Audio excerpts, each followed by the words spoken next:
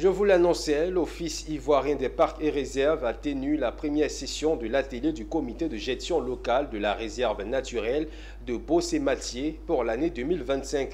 L'événement s'est déroulé au cœur de la forêt de Bossé-Matié dans la région d'Abengourou.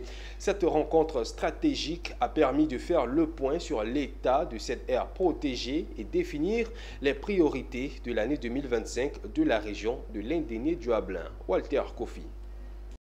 Après Mabiyaya, c'est le tour de la forêt classée de Bossé-Matié d'accueillir la première session de l'année 2025 de l'atelier du comité de gestion locale de Bossé-Matié.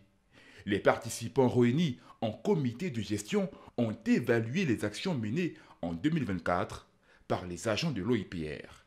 Parmi ces actions, le renforcement des patrouilles de surveillance et la sensibilisation des communautés locales sur la conservation durable de ces aires protégées. Je suis arrivé il y a seulement moins d'un an et ce que j'ai découvert, c'est que la réserve est assez bien protégée. La réserve est assez bien protégée. Les communautés qui sont aux alentours ont parfaitement compris leur rôle et leur mission. Elles sont bien sensibilisées. Nous sommes là pour accompagner l'OIPR dans la gestion des conflits, par exemple au niveau de la réserve de Bossé-Matié. Donc, j'allais même dire, de prévenir même les conflits.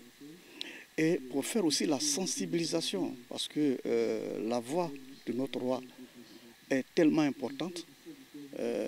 Nos populations écoutent bien le roi. Le président du CGL a souligné l'importance d'intensifier les efforts de protection face aux menaces croissantes que sont l'exploitation illégale de la forêt, la pression agricole et les activités anthropiques incontrôlées. Colonel Toulo Alain a présenté les objectifs fixés par l'Office ivoirien des parcs et réserves pour la gestion de cette forêt sur la période 2024-2033.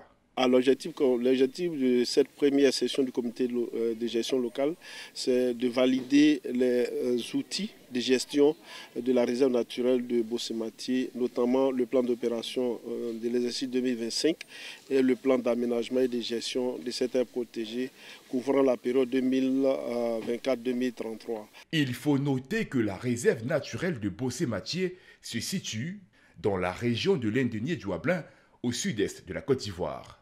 Cette zone protégée s'étend sur une superficie de 21 960 hectares, englobant une riche diversité d'écosystèmes.